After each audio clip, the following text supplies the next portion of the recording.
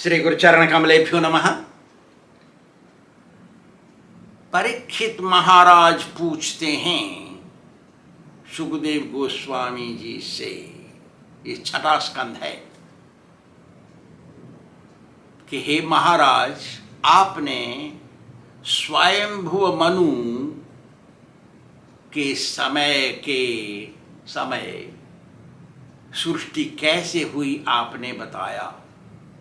देवता, दानव, मनुष्य, पशु, पक्षी, नाग, वृक्ष, लता पताकाएं कैसे उत्पन्न हुई, वो सब आपने सारांश रूप में बताया। अब मैं जानना चाहता हूँ विश्लेषण पूर्वक, कृपया करके मुझे बड़ा डिटेल विश्लेषण करके बताइए, बड़ा बना के बताइए, पूरा बताइए। भगवान जिस प्राणी को जिस कारण से सृष्टि में भेजते हैं, उस कार्य को करने में वो अपना रुचि दिखाता है।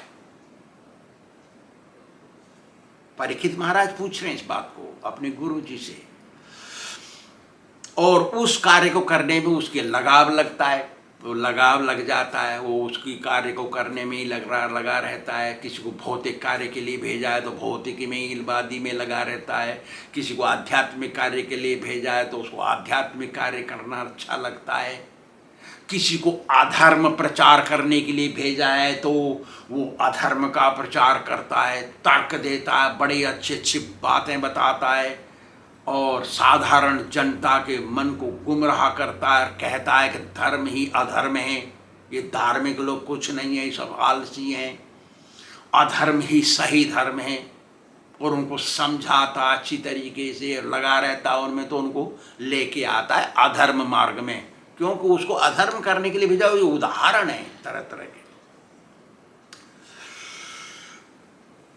ये जो सृष्टि है ना, ये अनादिकाल से चली आ रही है और अनादिकाल तक चलती रहेगी, मतलब बहुत समय से चली आ रही है, बहुत समय तक चलेगी, इसको कोई रोक नहीं सकता। और शुभ कार्य करने से ही ये सृष्टि आगे बढ़ती है। जब शुभ और अशुभ कार्य नहीं होंगे तो सृष्टि यहीं चुप रह जाएगी। ये दोनों तरह के कार्य होते हैं, इसलिए सृष्टि आगे बढ़ते हैं, मरते हैं, जन्म लेते हैं, मरते हैं, जन्म लेते हैं। इसी कारण वो जो अच्छा काम करता है वो अच्छे जन्म लेता है, और बुरा काम करता है वो बुरा जन्म लेता है। ऐसा तो चलता है ना सृष्टि ऐसे।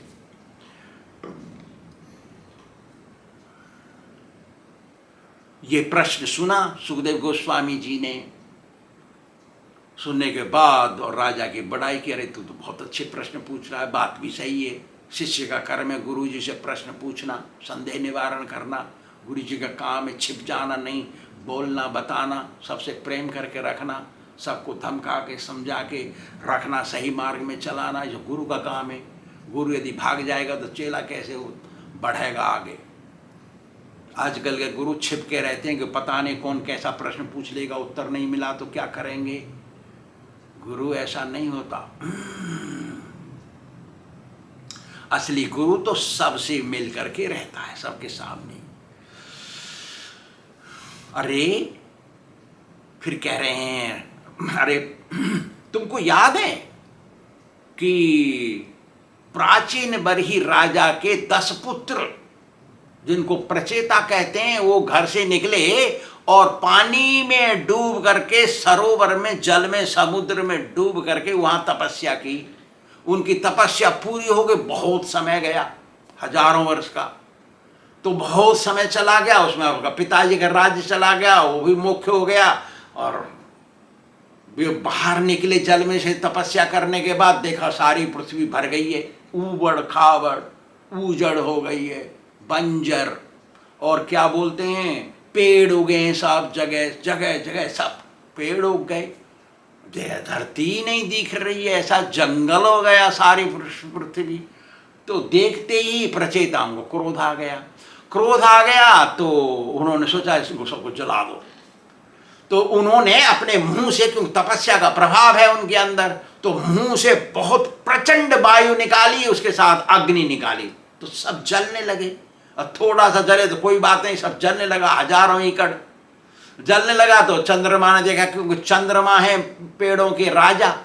चंद्रमा ने देखा, अरे तेरे के तो सब जलाए दे रहे हैं ये लोग, अभी तो तपस्या से निकले, ये सब को साधु स्वभाव होना चाहिए, साधु स्वभाव नहीं तो सब जला रहे हैं, सबकी हत्या कर रहे हैं। कोई पेड़ के अंदर भी प्राण होता है।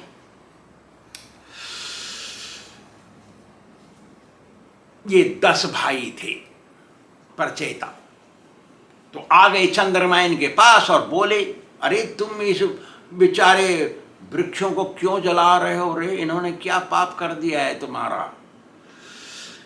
आप तो तपस्या वाले हैं, आप तो प्रचेता हैं, आपको तो जेंटल रहना चाहिए, आदर्श पुरुष बन के वृक्षों को क्यों मारे डाल रहे हो?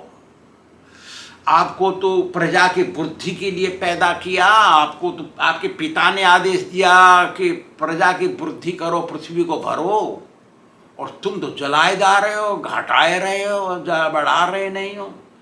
आप तो तपस्या करके आप बाहर निकले, इसलिए मैं तुमको महात्मा कहता हूँ।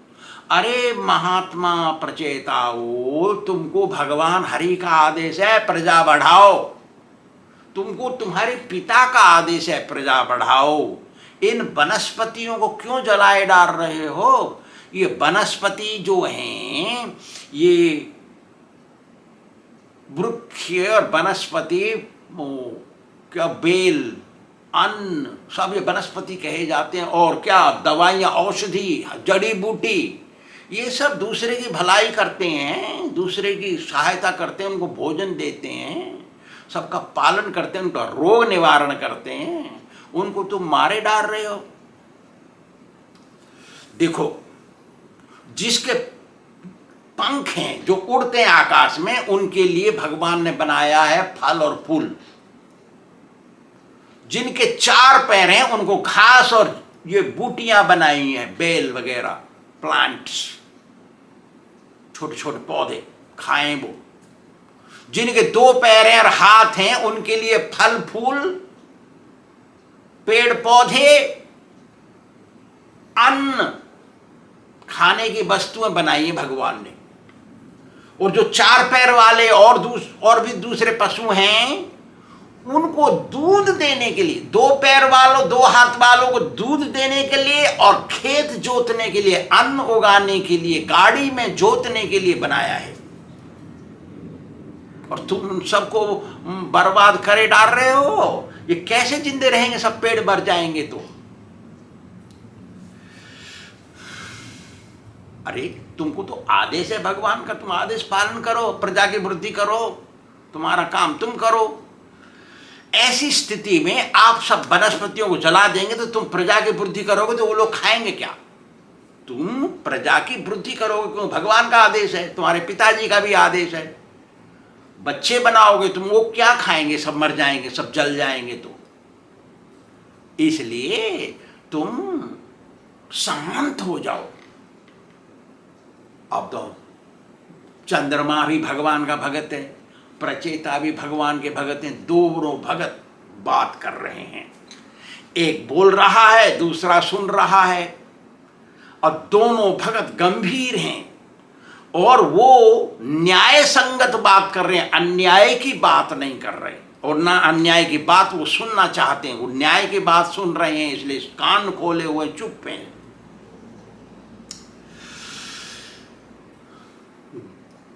जो भगवान का भगत होता है वो तो गंभीर होता है, ईमानदार होता है, गंभीर होता है।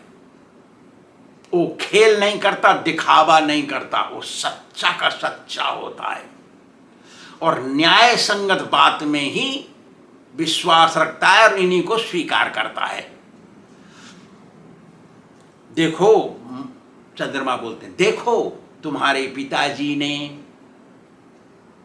प्राचीन बरही उनका पिता था, तुम्हारे पिताजी प्राचीन बरही ने, तुम्हारे दादा हविर्धान ने, तुम्हारे परदादा विजिताश्व ने, और सारे वंश परंपरा में जितने भी राजा हुए सब ने शास्त्र का नियम पालन किया और सही मार्ग में चले। तुम भी अपने क्रोध को शांत कर लो और सही मार्ग में चलो। अरे उन्होंने जो मार्ग अपनाया उसी मार्ग पर चलो, ऐसे बोले। फिर बोलते हैं आगे, देखो जैसे, देखो तुम तो राजा बनोगे, राजपुत्र हो, राजा बनोगे, राजा का काम है प्रजा की रक्षा करना। कैसे रक्षा करना वो बता रहे हैं, जैसे माता पिता अपने अबोध बालक की रक्षा करते हैं ऐसे रक्षा करो। जैसे आंखों को आंखों की पलकें रक्षा करती हैं ऐसे रक्षा करो। जैसे पति पत्नी की रक्षा करता है, पालन पोषण करता है, ऐसे रक्षा करना। जैसे एक राजा प्रजा की रक्षा करता है ऐसे रक्षा करना। जैसे गृहस्थ सन्यासी की रक्षा करता है ऐसे रक्षा करना। आजकल तो गृहस्थ सन्यासी को झूठ बोल के भगा देते हैं, इंटरेस्ट ही नहीं रखते और कहते हैं कि तो क्या है, आलसी, आलसी है, हट्टा कट्टा है, आलसी है, सन्यासी बन गया, खाने को खूब मिलता है, बिजार हो रखा है, सांड बन गया है, ये बोलते हैं। कलयुग आ गया। लेकिन शास्त्र क्या भागवत बोल रहा है, ये गृहस्थी जैसे सन्यासी की रक्षा करता है ऐसे रक्षा करना। चंद्रमा बता रहे हैं प्रचेताओं को सतयुग में सबका हित चाहना, किसी का अहित मत करना, सबकी भलाई करना, किसी को कष्ट नहीं देना, ये तुम्हारा कर्तव्य है। देखो भगवान सबके हृदय में विराजमान है। भगवत गीता में बोले ना भगवान, हृदय से अर्जुन तिष्ठति, हृदय में रहता हूं मैं।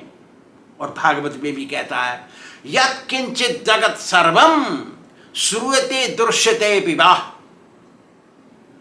अंतर्बहिश्च तत्सर्वम व्याप्य नारायण स्थितः। जो कुछ तुम्हारे आंखों से दिखता है उस सब में भगवान नारायण विराजमान है। विशेष रूप से जो पैदा होता है और बढ़ता है और मरता है, उसके अंदर तो भगवान चतुर्भुज बाहु परमात्मा रूप में विराजमान है। तो अरे प्रचेताओ, चंद्रमा बोल रहे हैं, अरे प्रचेताओ, तुम सारे प्राणियों के हृदय को भगवान का मंदिर समझो। सारे प्राणियों को भगवान का मंदिर समझो, वो भगवान विराजमान है उसमें। यदि तुम ऐसा समझोगे तो कुछ समय पश्चात तुम सतोगुण रजोगुण तमोगुण से ऊपर उठ जाओगे। बात भी सही है।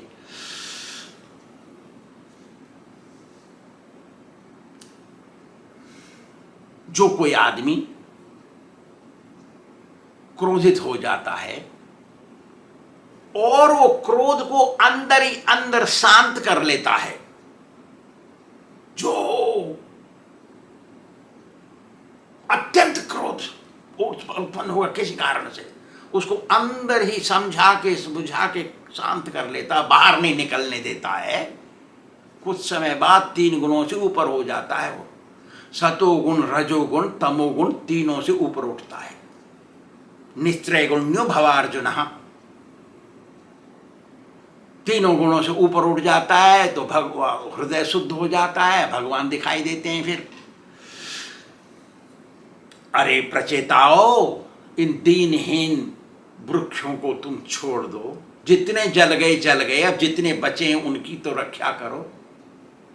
अरे तुम्हारा कल्याण हो, क्यों कि चंद्रमा देवता हैं और प्रचेता मनुष्य हैं, पृथ्वी के, ये स्वर्ग के देवता हैं, तो ये आशीर्वाद दे सकते हैं। अरे प्रचेताओ, तुम्हारा भला हो, ऐसे बोले।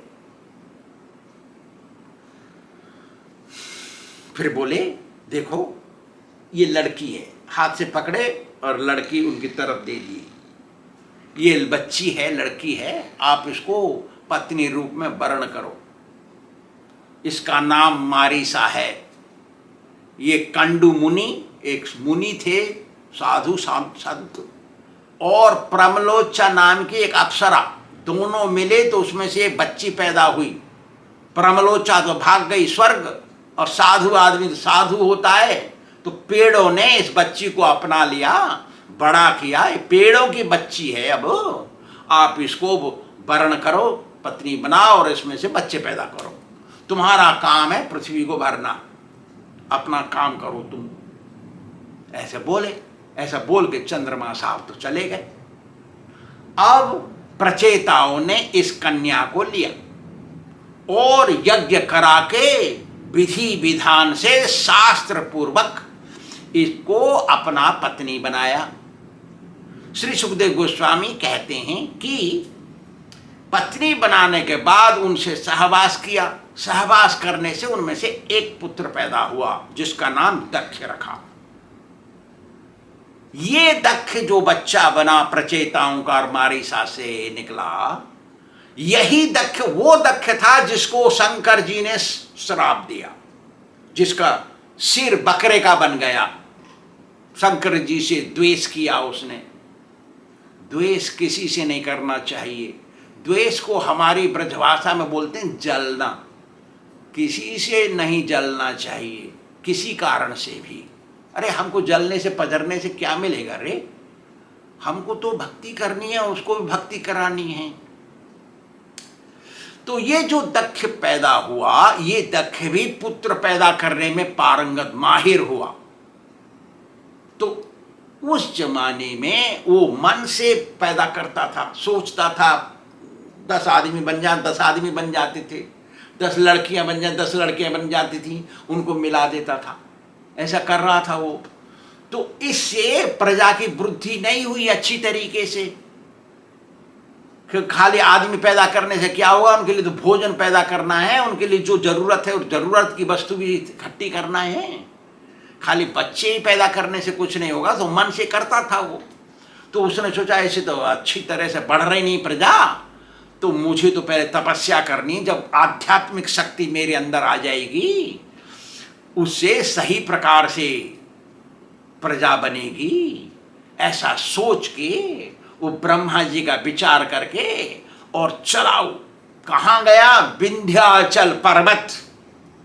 वहां पर अघमर्षण एक तीर्थ है जो पापों को धोता है, पाप साफ करता है। पाप धोने वाला तीर्थ तो पाप सब जितने भी तीर्थ सब पाप धोते हैं दुनिया के। लेकिन ये उस जमाने में सतयुग की बात है ना, वहां अघमर्षण तीर्थ विंध्याचल पर्वत पर वहां तपस्या करने ये गया। तो वहां पर 3 टाइम तो उस पोखर में कुंड में स्नान करता था। उसका नाम था अघमर्षण तीर्थ।